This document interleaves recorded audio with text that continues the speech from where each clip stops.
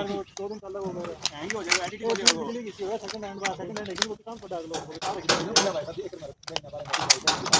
भाई हां जो भाई मेरा क्या लग रहा है वो से कमानी भाई क्या कर लिया अब स्टार्टिंग में खाने की ये वो दूसरे करने के लिए भाई और मैंने मेरे जाए गई है एक आदमी 8 साल हो गया मेरे को मिला मेरे पास